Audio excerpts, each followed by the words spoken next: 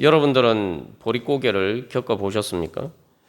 연세 드신 분들은 보릿고개를 겪어보셨을 텐데, 이 보릿고개를 겪어보는 입장에서는 이 맥추 감사주일은 정말 감사한 날입니다. 왜냐하면은 뭐 쌀밥은 고사하고 보리밥조차 말 그대로 먹을 것이 없어서 굶어 죽을 지경에 처했는데 드디어 이제 보리 추수를 했단 말이죠.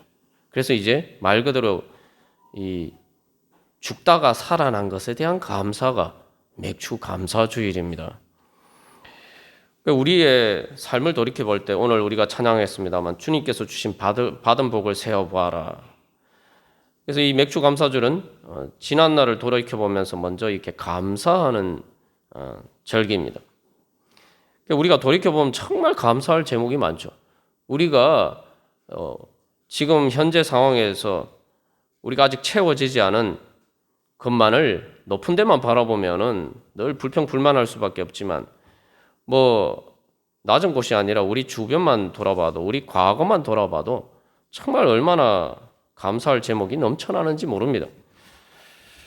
외신에 의하면 마다가스카르라는 나라에서는 큰 가뭄이 들어서 그곳에서는 먹을 것이 없어서 선인장 껍질을 벗겨 먹는 지경에까지 이르고 있죠. 뭐 예전에도 우리가 나무 뿌리, 풀뿌리를 캐 먹어서 먹을 것이 없어서 그런 것을 먹는 그런 시절도 있었습니다. 보릿고개라는 말이 불과 우리가 더 이상 기억하지 않게 된 것도 얼마 되지 않았죠. 이제는 보릿고개가 아니라 쌀도 넘쳐나서 창고에 지금 재워놓고 지금 창고에 보관할 곳이 없을 정도로 쌀이 넘쳐나고 있습니다. 제 삶에서도 이렇게 돌이켜 보면은 그 예전에 초등학교 때는 참 쉽게 먹을 수 없었던 것들을 요즘은 아무렇지도 않게 그냥 마음대로 먹을 수 있는 것. 그래서 저는 그런 것들을 먹을 때마다 참 이것만 해도 정말 감사해야 되는구나 그런 생각을 하게 됩니다. 그리고 나라 전체도 마찬가지입니다.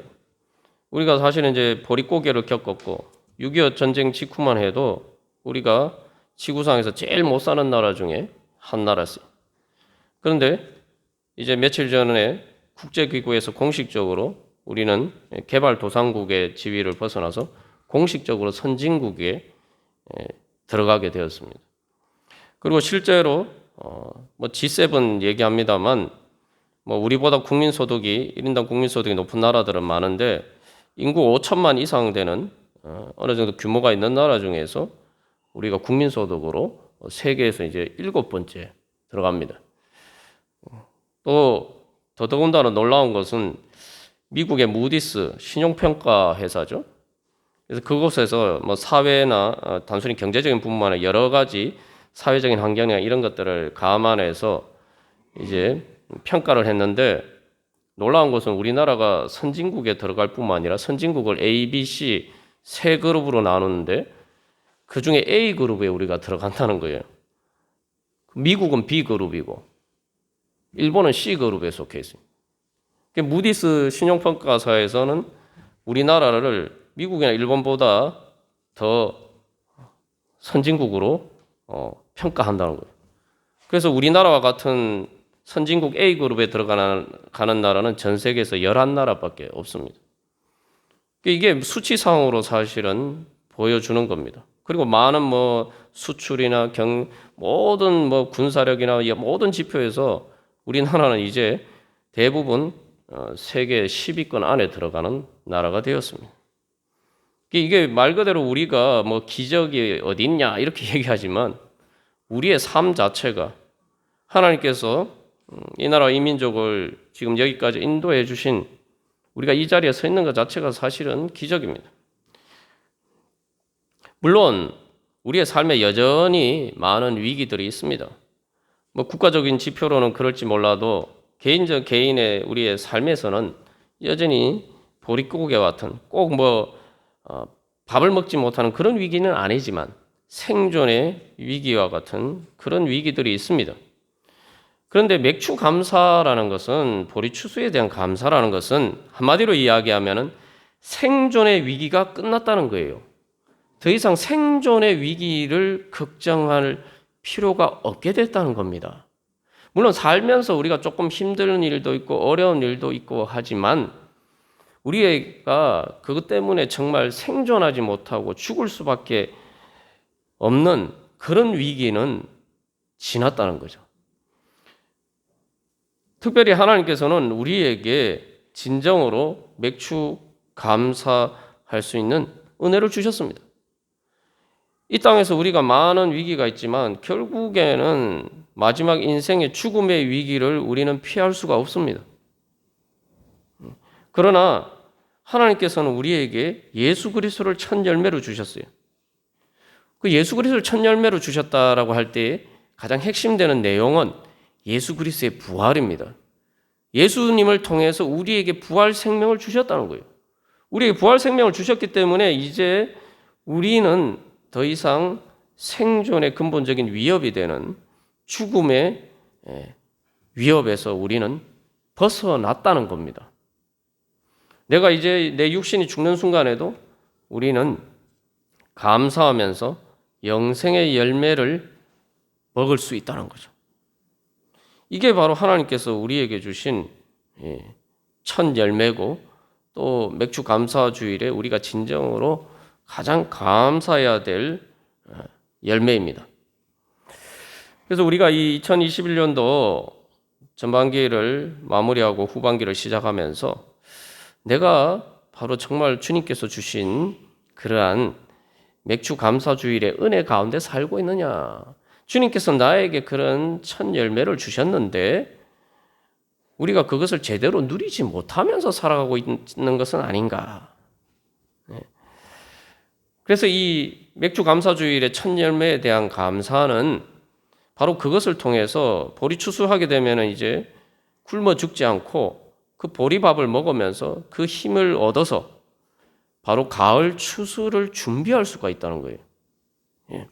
그렇기 때문에 이제 하나님께서 우리에게 이 첫 열매를 통해서 우리의 인생의 마지막 영원한 하나님 나라의 그 추수 열매를 맺을 수 있도록 힘과 능력을 주신다는 겁니다. 그것이 바로 또 맥주 감사주일의 은혜입니다. 그래서 우리가 이런 감사의 제목을 살펴보면서 나는 정말 그 첫 열매를 제대로 누리면서 그 열매의 힘으로 마지막 열매를 맺기 위해서 우리의 인생길을 내가 제대로 가고 있느냐? 내가 정말 맺기를 원하는 열매는 무엇인가? 그 우리의 삶의 이 중간에서 또 이 올해 이 중간을 넘어가는 이 시점에서 우리의 삶을 돌이켜 보면서 주님께서 주시는 새 은혜를 향해서 나아가기를 간절히 소망합니다. 그래서 이 우리가 지금 에스겔서 말씀을 통해서 이제 나누고 있습니다만 누가복음의 말씀을 통해서 우리는 에스겔의 그 언약의 새 언약의 약속이 예수님을 통해서 이루어 주신 것을 보았죠. 그렇기 때문에 이 제자들은 말 그대로 첫 열매입니다. 예수님의 첫 열매죠.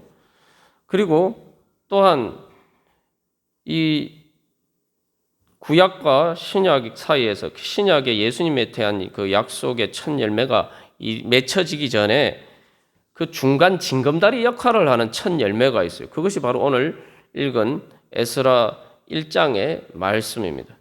그래서 에스겔서에서 하나님께서 너희들을 고국 땅으로 인도하여 다시 가나안 땅으로 이스라엘 백성들을 돌아오게 하실 것이다.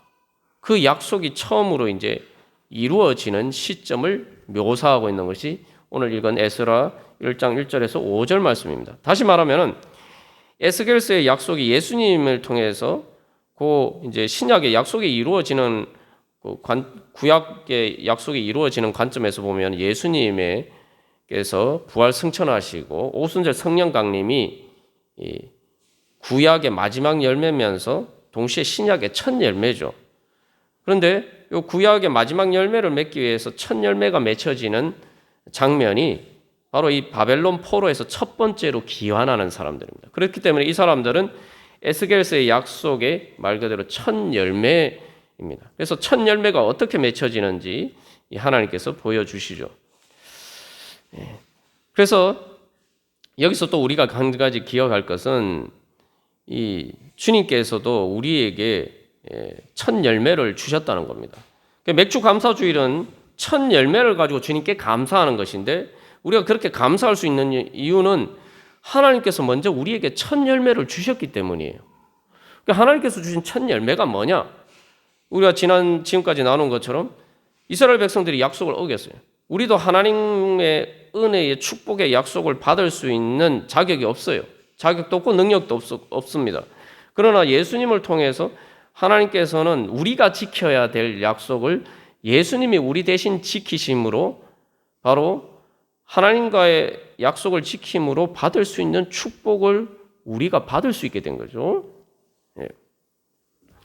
그렇기 때문에 하나님께서 예수님을 통해서 먼저 우리에게 첫 번째 열매를 주셨습니다. 먼저 우리에게 모든 것을 준비해 주셨다는 거죠. 그러면은 이제 우리에게 주어진 과제는 내가 그렇게 첫 열매를 받았는데 우리가 서두에 나눈 것처럼 내가 어떻게 그 첫 열매를 은혜를 제대로 누리면서 마지막 열매를 맺기까지 내가 나아갈 수 있느냐. 이게 이제 우리에게 예수를 믿는 우리에게 주어진 과제죠. 그래서 이 과제에서 하나님께서 우리에게 주신 말씀이 바로 오늘 본문의 말씀입니다. 오늘 특별히 에스라 1장 5절 말씀에서는 예루살렘에 여호와의 성전을 건축하고자 하는 자가 다 일어나니, 중요한 단어는 다라는 말이에요. 다. 짧은 글자 한자로 된 말이지만 이 다라는 것은 모두라는 거예요. 하나님께서 고레스 왕을 통해서 이스라엘 백성들을 예루살렘으로 돌아가라 말씀하셨는데 고레스 왕의 조서에서 뭐라고 얘기합니까? 하나님의 백성된 자는이라고 얘기하죠. 그래서 자기가 하나님의 백성이 되라고 생각하고 내가 하나님의 백성이 되고자 소망하는 사람은 모두 다 돌아갈 수 있다는 거예요. 하나님께서 예수님을 통해서 우리에게 부르신 것도 마찬가지입니다. 그래서 이 마태복음 28장에서는 고레스 왕 대신에 이제 예수님이 말씀하시죠.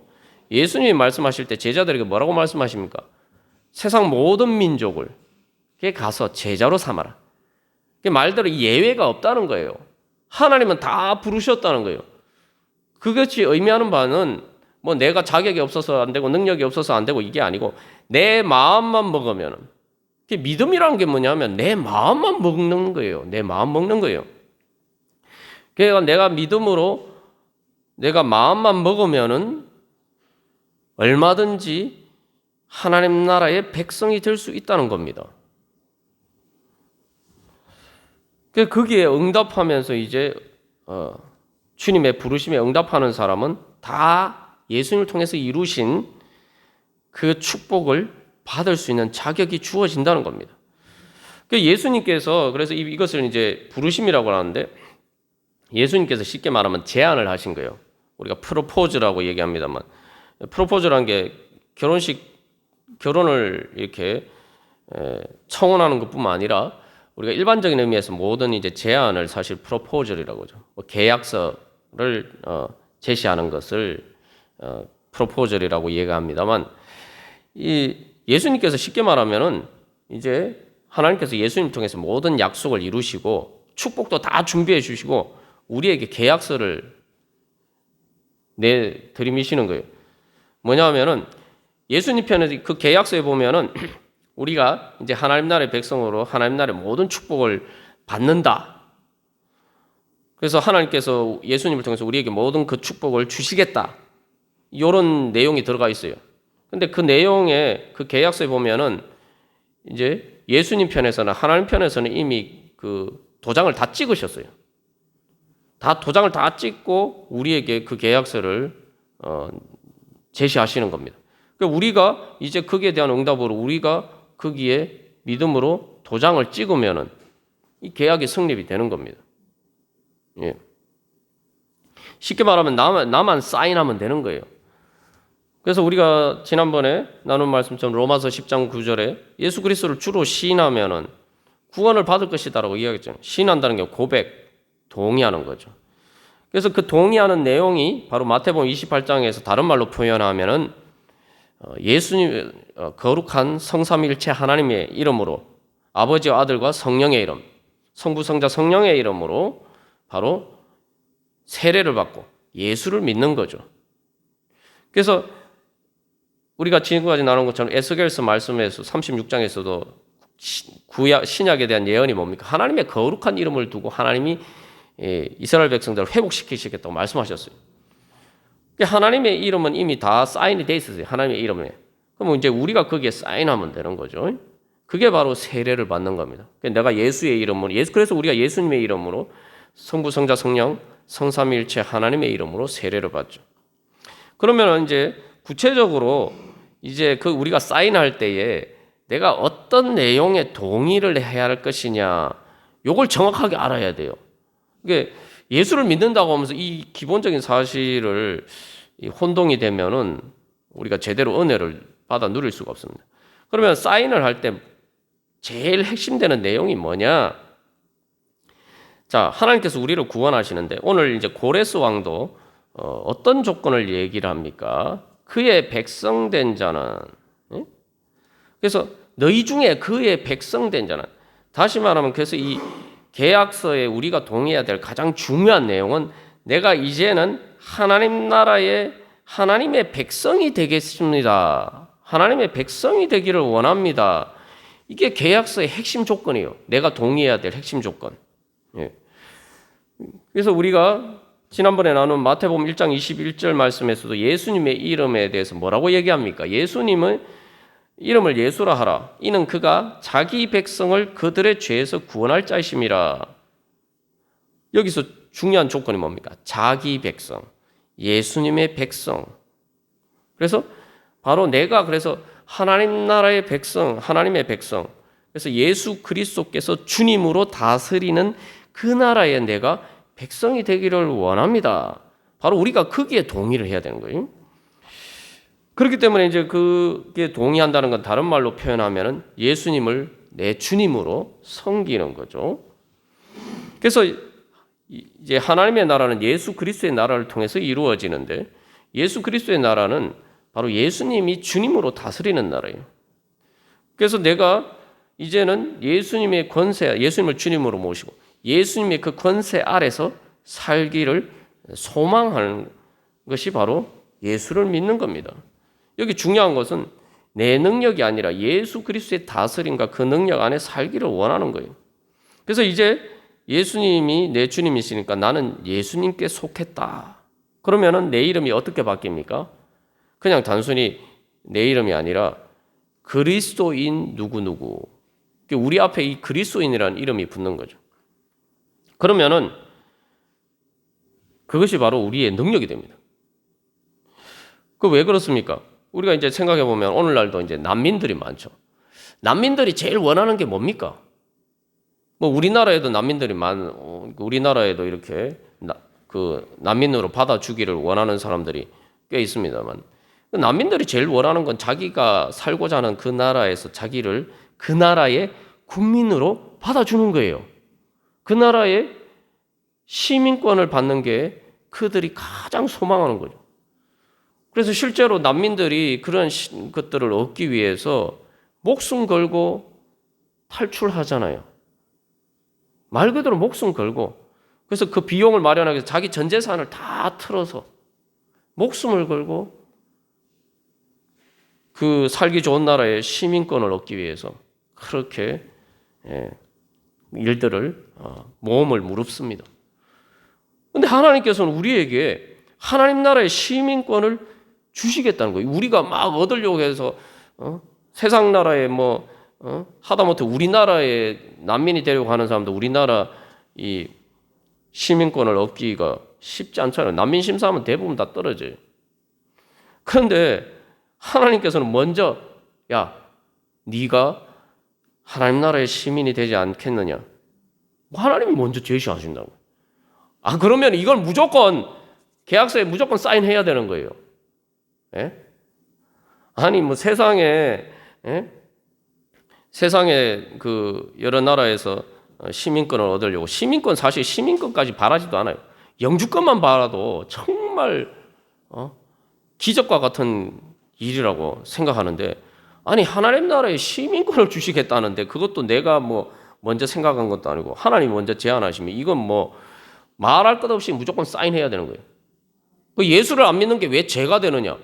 아니 하나님이 이런 은혜를 주신다는데 하나님의 은혜를 거절하는 것은 그럼 하나님 보고 어떻게 하라고요? 하나님 무시하는 거죠. 그리고 하나님 나라 하나님이 공짜로 은혜로 주시겠다는데 그걸 거부하면서 왜 나는 천국 못 가게 하냐? 뭐 이렇게 얘기하면 참 할 말이 없는 거죠. 예. 그래서 우리가 이게 생각해 보면은 북한에서 탈북한 사람들도 마찬가지예요.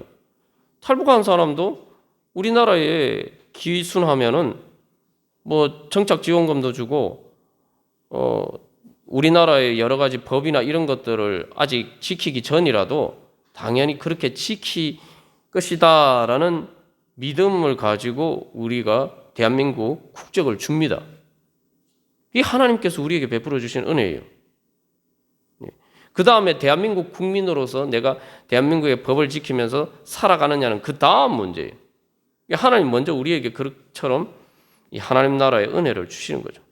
지금 오늘 에스라 말씀도 뭡니까? 고레스 왕이 예루살렘으로 돌아가라.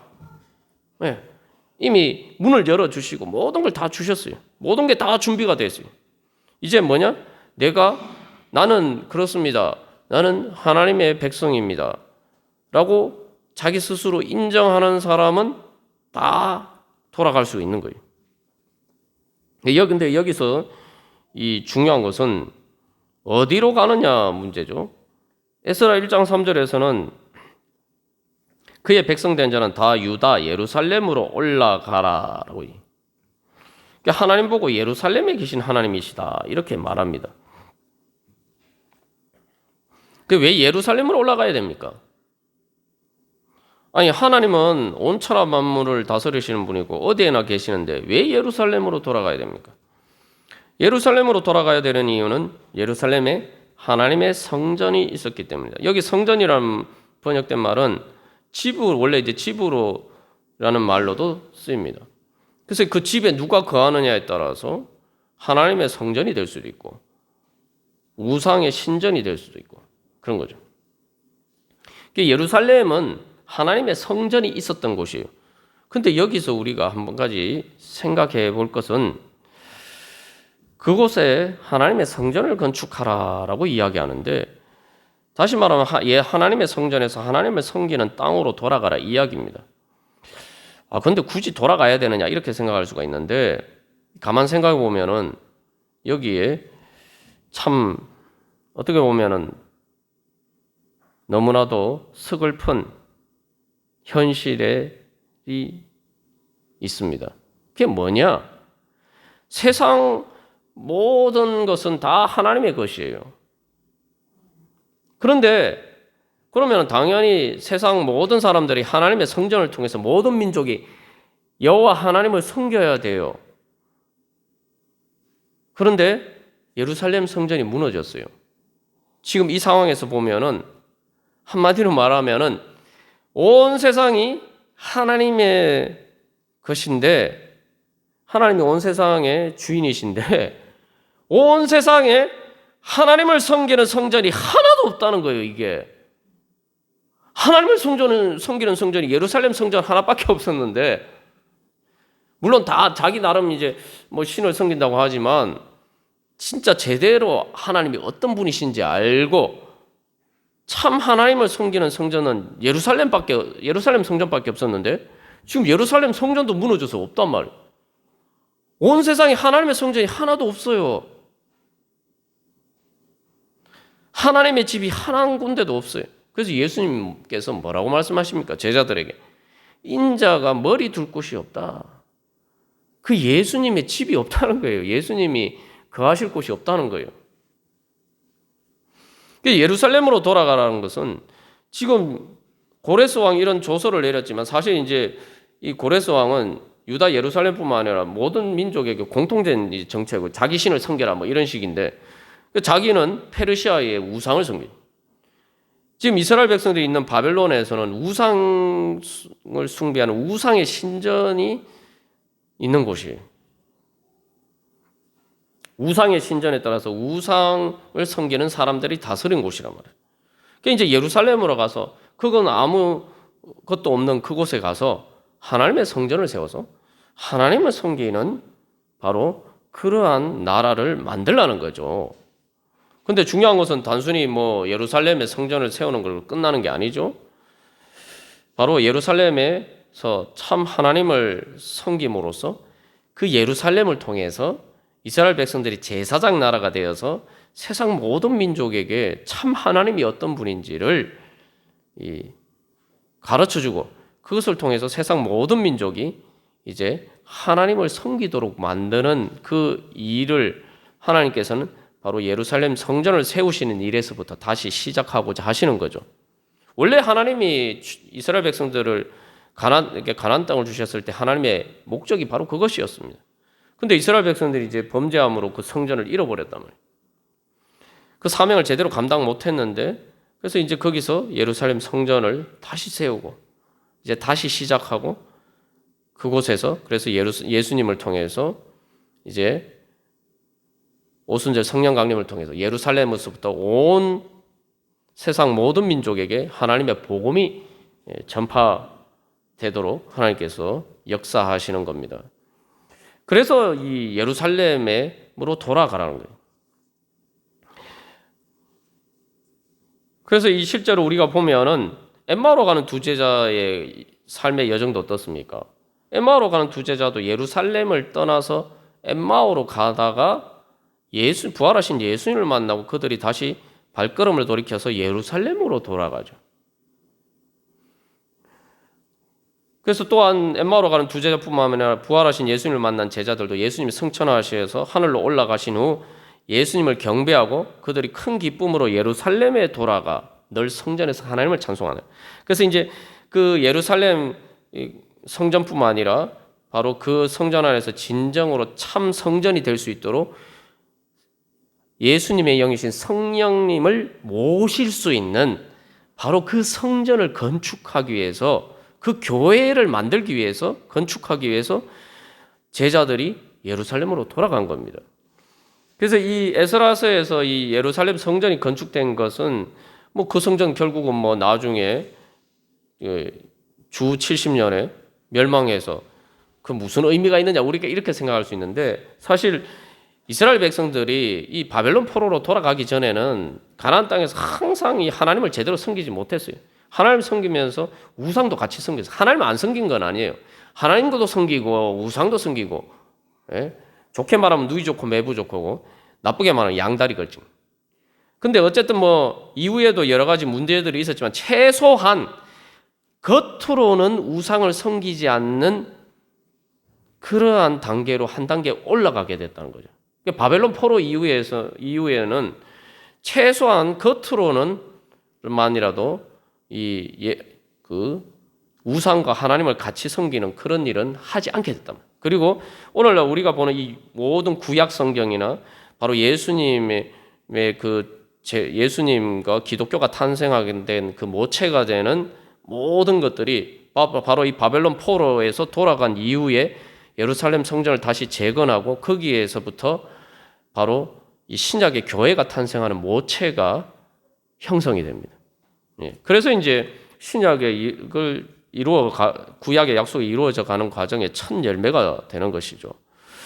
중요한 것은 이 말씀을 오늘날 우리들에게 적용할 때에 그러면은 우리가 하나님 나라의 백성이 되기를 소망한다라고 할 때에 우리가 거기에 사인할 때에 우리가 어떤 믿음으로 사인해야 되느냐는 거예요. 그래서 이 고레스 왕은 너희 중에서 그의 백성된 자는 즉 하나님의 백성이 되어서 하나님을 섬기고자 하며 예배하고 섬기고자 하는 자는 돌아가라 라고 얘기하는데 1장 5절에서는 그래서 그것을 그 하나님께서 고레스 왕을 통해서 주신 그 제안에 대해서 동의하는 사람들의 마음이 표현이 되었습니다. 에스겔 1장 5절에서 뭐라고 되어 있습니까? 그 마음이 하나님께 감동을 받고 올라가서 예루살렘의 여호와의 성전을 건축하고자 하는 자. 우리가 하나님께서 예수님을 통해서 우리에게 주신 그 약속에 대해서 우리가 그 은혜에 대해서 우리가 응답하려면 우리 마음에 이게 있어야 돼.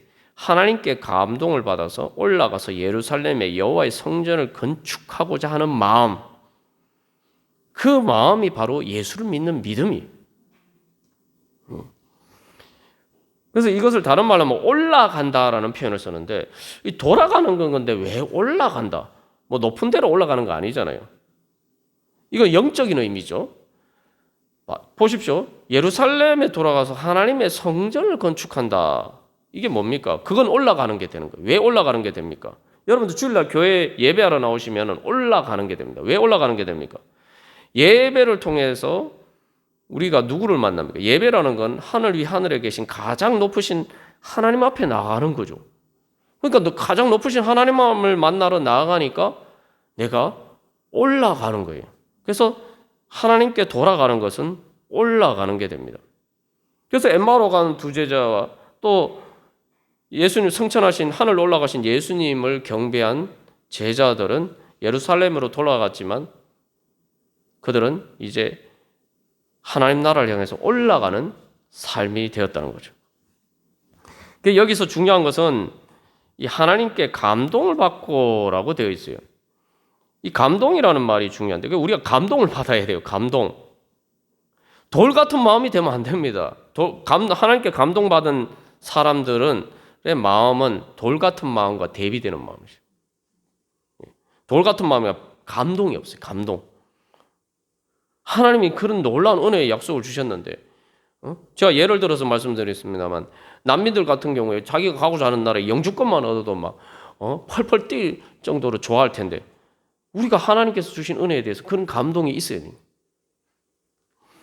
그래서 이 감동이라는 말은 문자 그대로 하면은 영어로 하면 excite라는 말이 되는데 일으킨다는 말이에요. 일으켜 세운다는 말이에요.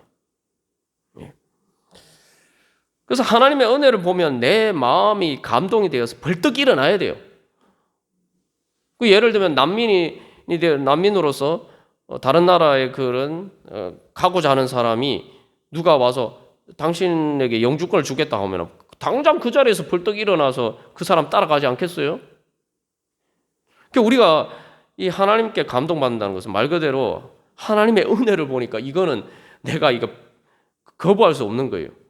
이렇게 좋은 걸 내가 절대 놓칠 수 없다. 이렇게 돼서 내 마음이 감동이 되어서 벌떡 일어나서 그 은혜를 받으려고 그 은혜를 붙잡으려고 달려가는 거예요.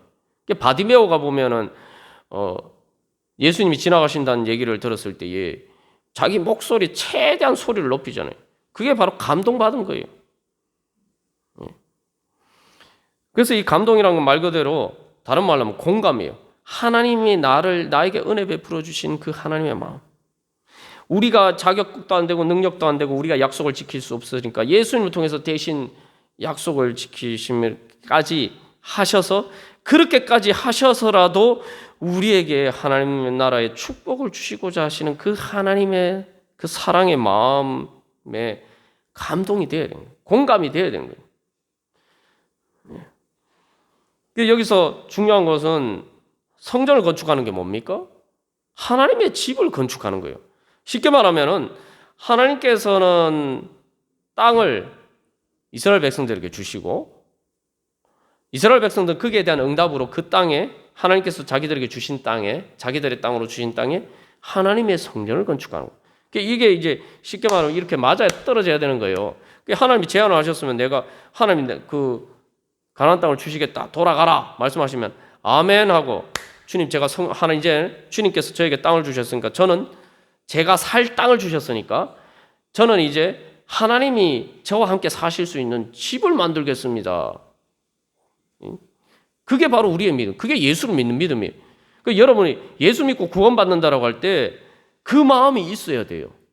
내가 그 마음이 있고 그래서 그것에 내가 동의를 하고 내가 그러겠다는 믿음으로 주님 앞에 나갈 때 그게 예수를 믿고 그게 바로 구원받는 믿음입니다. 우리가 천국에 가기를 원하는데 천국이 뭡니까? 하나님 집 아닙니까? 하나님의 집에 내가 살기를 원하는 거예요. 그러면은 그걸 다른 말로 뭡니까? 하나님하고 나하고 한 집에서 살기를 원하는 거 아닙니까? 여러분 천국 가기를 원하십니까? 내가 죽어서 사실 내가 갈 데가 없지만 하나님 아버지께서 나를 그 품에 안아주셔서 내가 하나님의 집, 아버지 집에서 영원히 살기를 원한다. 그러면 하나님과 내가 함께 사는 거예요. 그러면 내가 하나님과 함께 살기를 원하는데 하나님은 거기에 대해서 이미 동의를 하셨어요.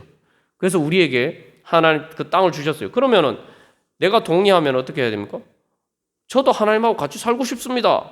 그래서 하나님의 성전을 하나님과 같이 살 집을 만드는 거죠. 그게 바로 예수를 믿는 믿음이고, 그래서 하나님께 감동받은 자는 뭘 한다고요? 바로 예루살렘에 여호와의 성전을 건축하고자 하는 마음. 그래서 이 감동, 하나님께 감동받았다 할 때 이 감동이라는 말을 성경에 이제 다른 용례들을 찾아보면은 이제 일어난다는데 이렇게 세운다는 말인데 이게 보통 이제 잠을 깨우는 거예요. 잠을 깨운다. 우리가 마치 꿈에서 깨듯이 잠을 깨듯이 그렇게 하나님께 감동받아야 돼요. 우리는 자꾸 착각하는 게 세상에 눈에 보이는 것들이 현실이고 성경에서 이야기하는 뭐 이런 것들은 다 먼 나라 얘기고 저기 꿈 같은 이야기고 우리가 이렇게 생각할 때가 많아요. 근데 현실은 반대라는 걸 우리가 깨달아 알아야 돼요. 오늘 이 에스라 말씀도 그렇고 우리가 지난주에 예로 들은 동서독 통일도 그렇잖아요. 예? 정말 꿈이 아니라 내 꿈꾸지도 않은 것들이 이루어진단 말이에요. 그게 현실로 나타난 것을 보여주는 게 이 에스라 말씀이에요. 꿈꾸지 않았던 상상도 못했던 일들이 이루어지는 것이 하나님의 역사입니다. 그게 역사적인 현실을 통해서 나타났어요. 동서독 통일도 마찬가지고. 그게 하나님의 우리에게 주시고자 하는 은혜의 현실입니다. 근데 우리는 자꾸 세상의 현실에서 내 꿈이 잘 안 이루어질 때가 많다 보니까 하나님께서 나에게 약속하신 것도 그런 식으로 헛된 꿈처럼 생각할 때가 많아요. 그러나 이스라엘 백성들이 오늘 이 에스라서에서 이 사람들이 왜 하나님께 감동을 받았느냐? 이 감동 안 받을 수가 없죠. 자기들을 포로로 잡아왔던 바로 그 고대 중동을 다 제패했던 그 무시무시한 그 바벨론 제국이 어느 날 갑자기 무너졌어요. 더 이상 바벨론이라는 나라는 존재 자체를 안 해요. 바벨론 제국의 그 거대한 물리적인 폭력적인 포갑적인 힘이 자기들을 포로로 만든 바벨론을 끌고 온 그 힘이 현실인 것처럼 생각하고 살았는데 그 중에서 나이 많은 사람 거의 70살이 다 됐을 거 아니에요? 그걸 현실이라고 생각하고 살았는데 그 현실이 사라졌어요.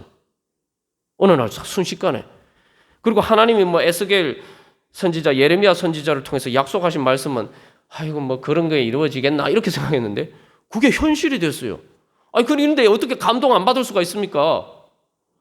여기서 이제 이 감동받은 사람들이 깨닫게 된 건 뭡니까?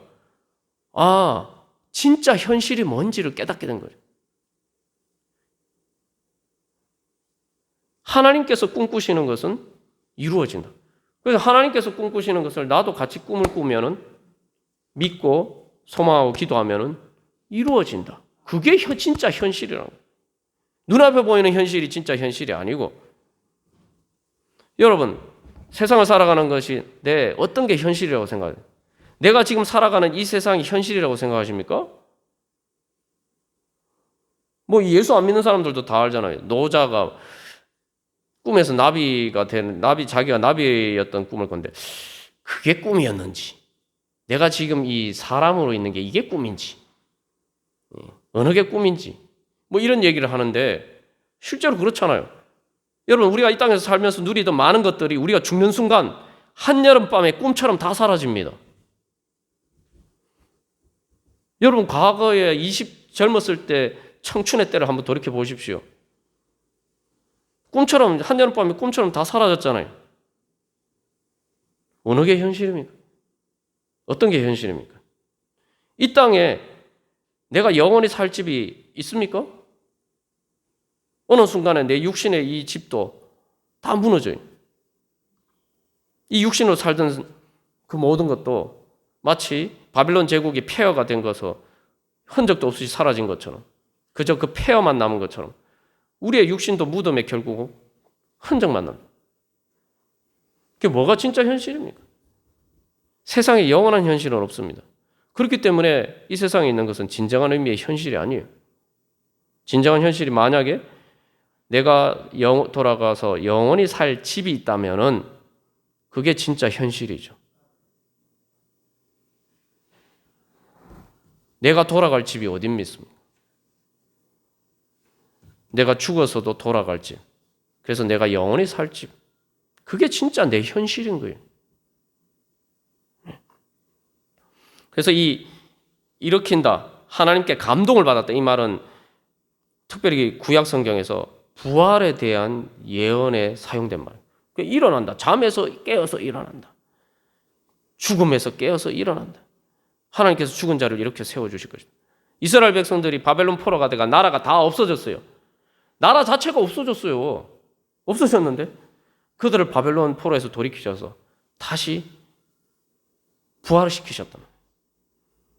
하나님께 감동을 받는다는 것은 바로 우리 그 부활할 자기들을 이스라엘 백성들 부활시켜 주시는 그 하나님의 마음에 응답함으로 마음이 부활하는 거예요.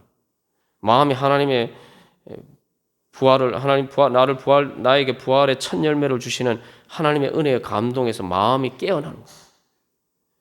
죽은 마음이 깨어나는 거예요. 부활하는 거예요. 그게 바로 부흥입니다. 주님께서는 이 맥주 감사 주일에 우리에게 예수님의 부활을 통해서 우리에게 이미 모든 약속과 은혜를 주셨는데 다시 한번 우리를 일깨워 주십니다. 우리를 다시 일으켜 세워 주시기를 원하십니다. 우리를 부활시켜 주시고 부흥시켜 주시기를 원하십니다.